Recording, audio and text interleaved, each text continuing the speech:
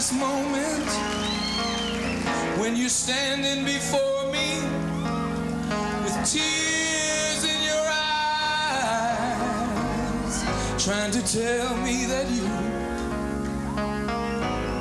have found you another, and you just don't love me no more.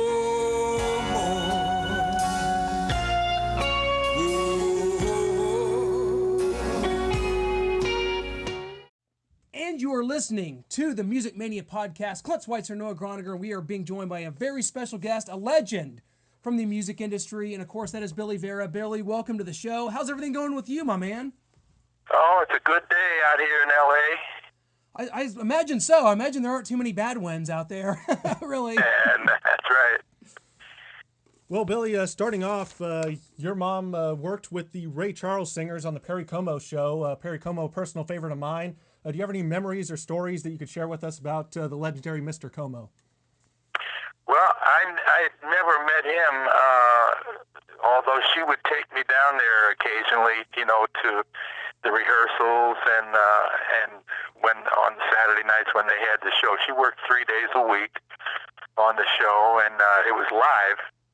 And I remember a couple of times she told me that they were in the middle of the show and the scenery started to fall, and the singers had to hold it up while they were singing.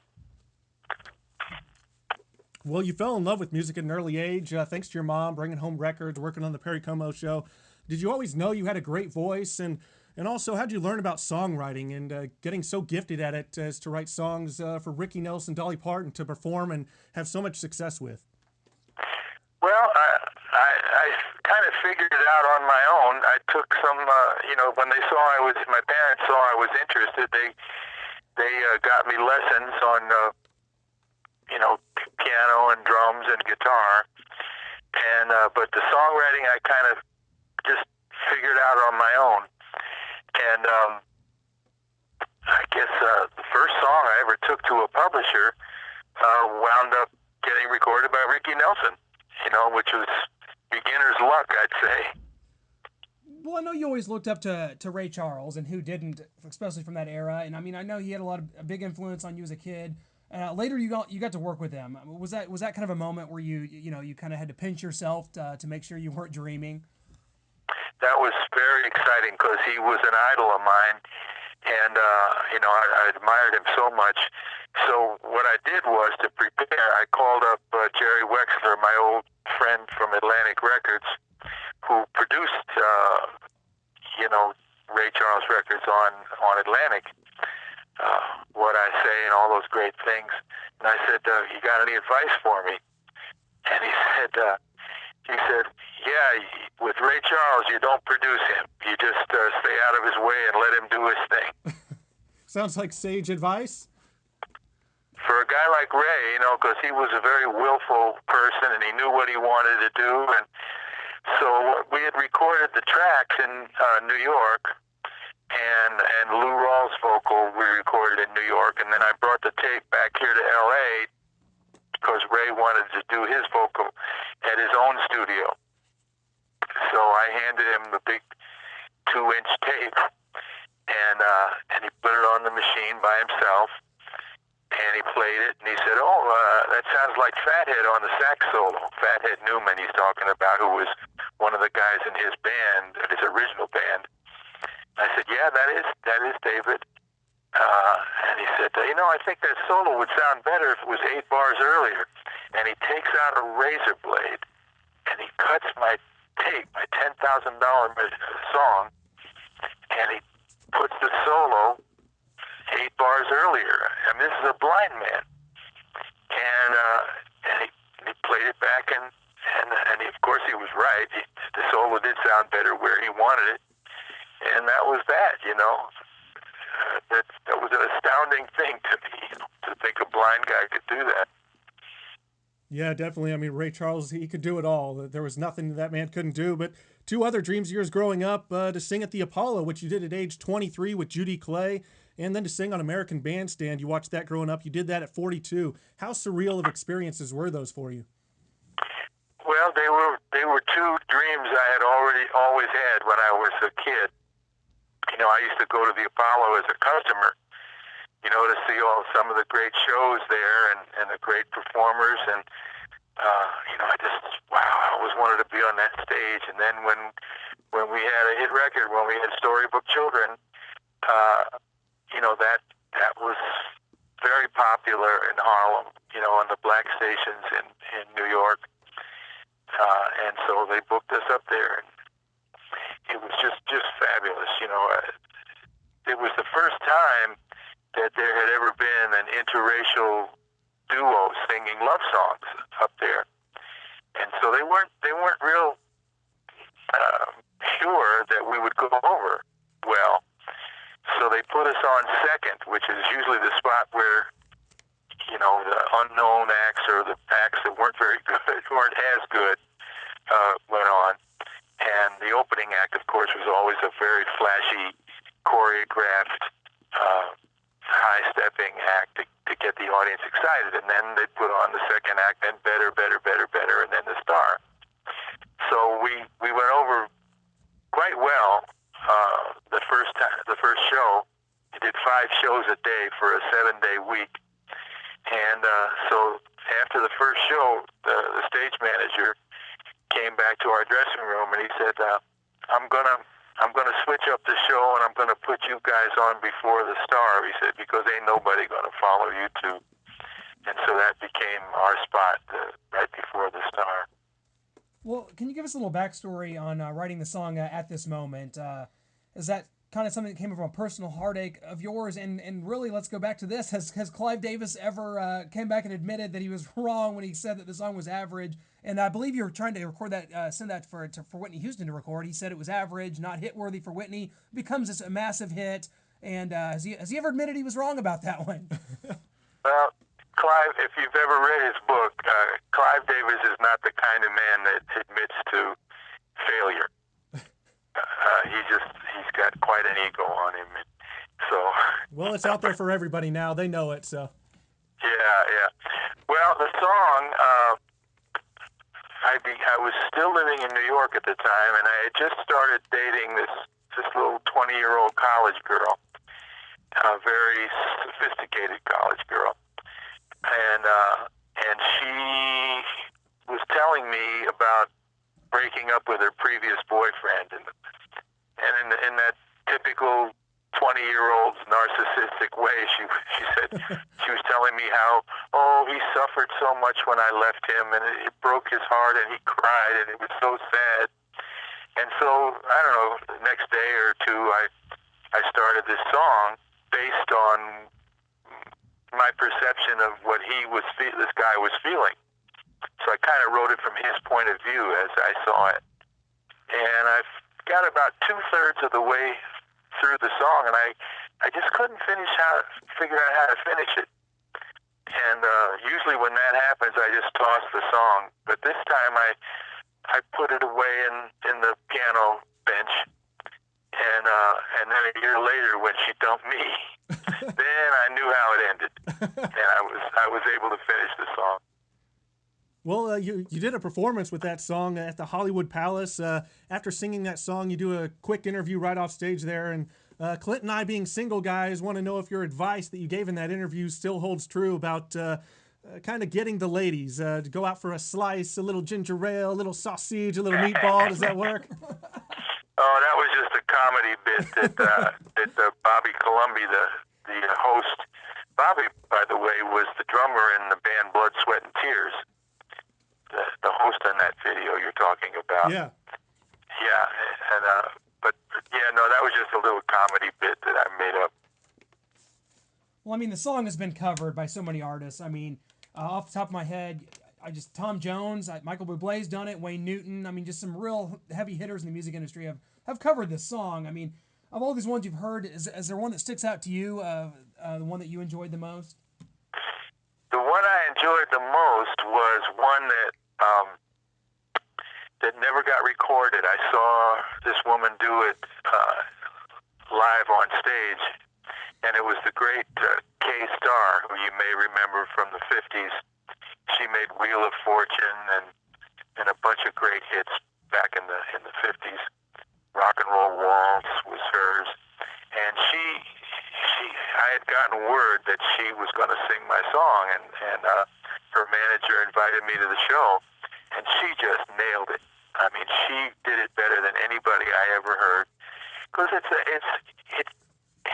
song that most people that try to sing it, because it's an emotional song, they get overly dramatic with it, and they go over the top in their performance. And the smart way to do that song is let the song do the work for you. In other words, just tell the story. But people think they have to get all emotional about it, and that's usually makes it sound fake. But she didn't. She got it just right, perfect. I love the way K-Star did my song. Yeah, we would have loved to hear that. We've heard some others. We don't feel like they hold a candle to your original version, but you've also done some acting.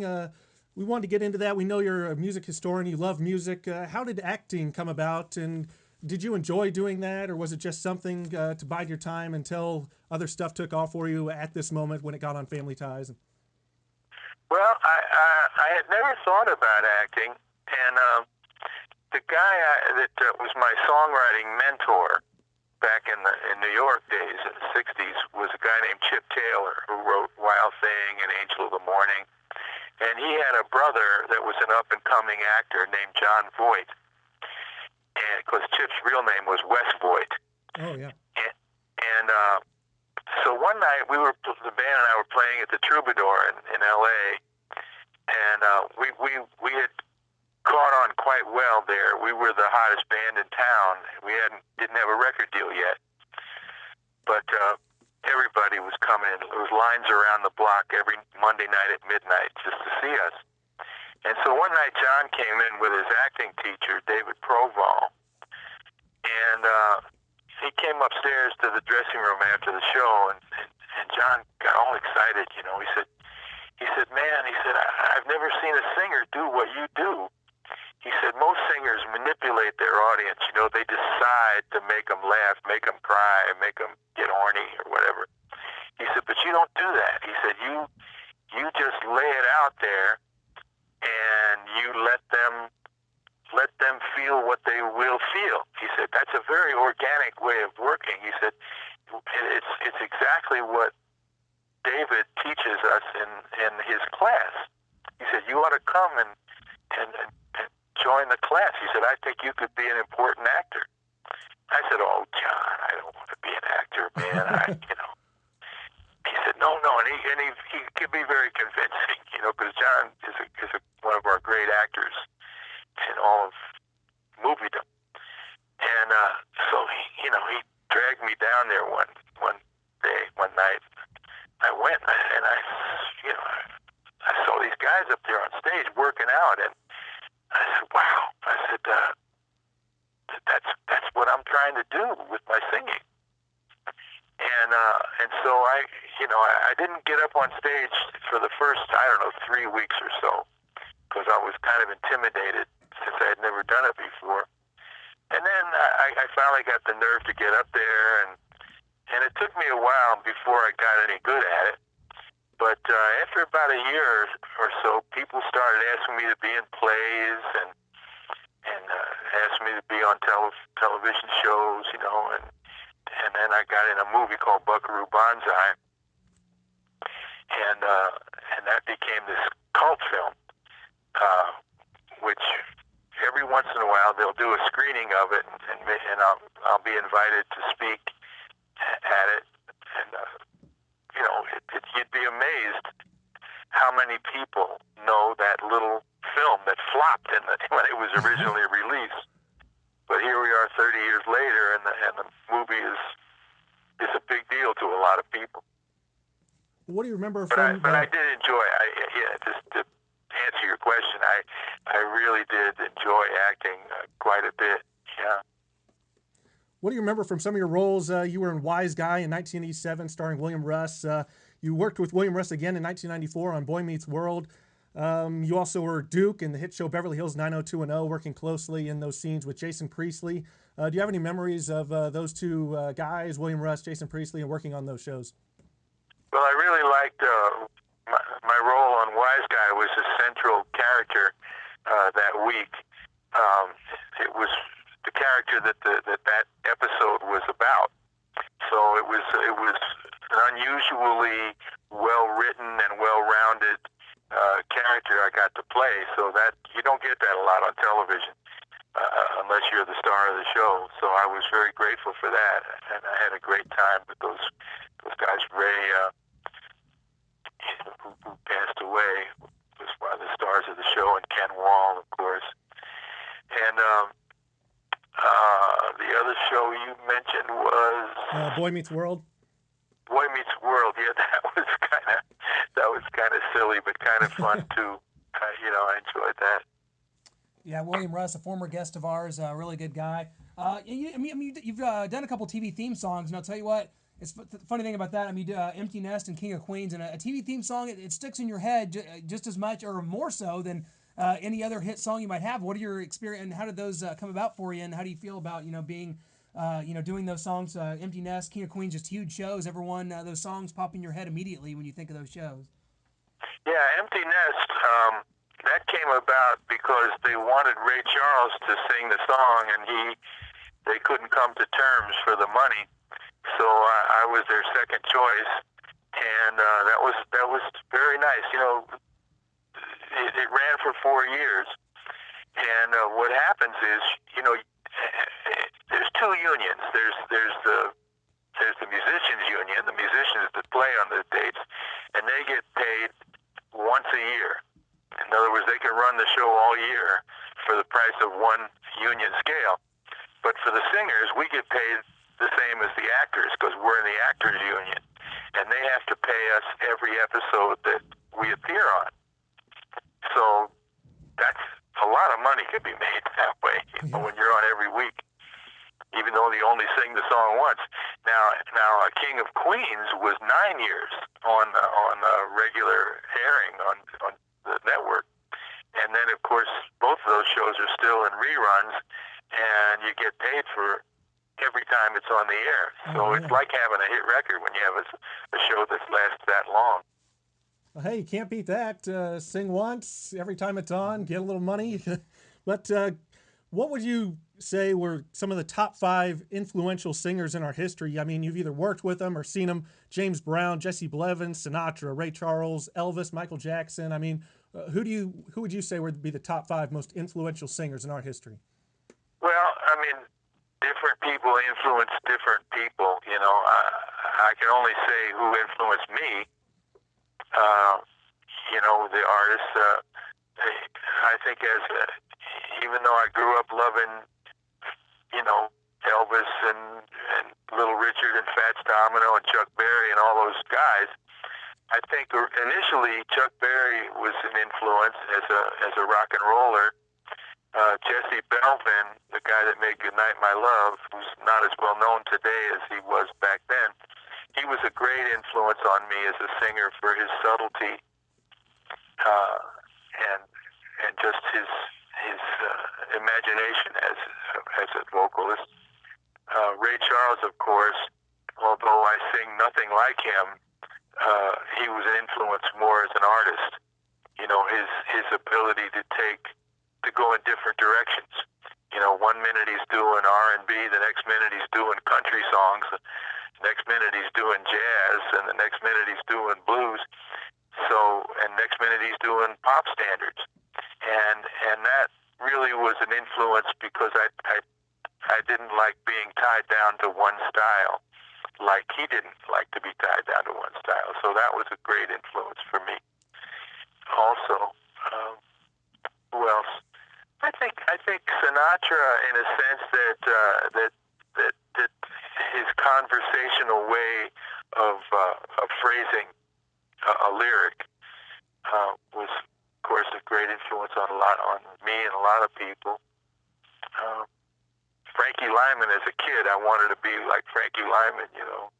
Why do fools fall in love? Because he was a year older than me, and I just, all the guys in my general age group who grew up in New York loved Frankie Lyman, and a lot of the girls too. I mean, Ronnie Spector told me that, you can hear it in her voice. I mean, she's trying to copy him, with the whoa ho ho ho ho's, all that stuff. Well, Billy, before we let you go, of course, we'd be remiss if we didn't bring up the fact you got a couple gigs coming up here in May and June. And May, I believe you'll be in New York City at the Iditarod Jazz Club. And also, and then in July, you'll be at the Coach House in San Juan Capistrano, California. What do you got to say about these gigs coming up, and how much forward are you looking to these? Oh, great. I love both of those places. Iridium on 51st and Broadway, right in the heart of Times Square in New York City. I'll be there on May 17th.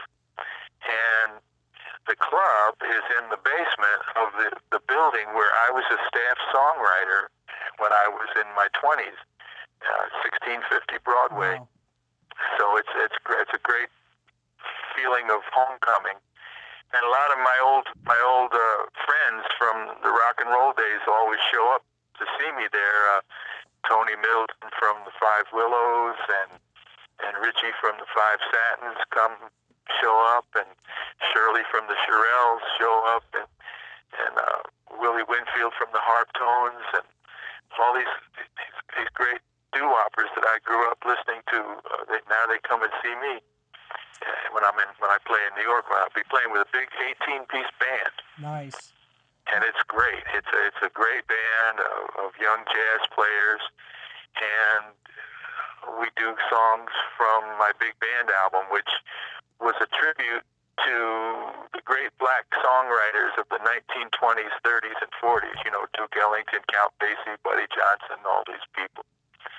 And then the gig in July 12th, I believe, at San Juan Capistrano at the Coach House. That's with the Beaters. So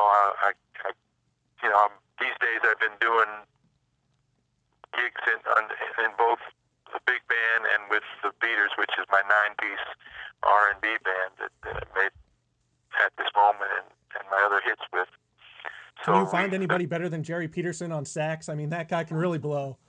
He plays with an awful lot of emotion. He's got a lot of soul and a lot of heart. But all of the guys in the Beaters are great saxophone players. And each guy, I encourage them all to develop, each guy to have his own style, so that when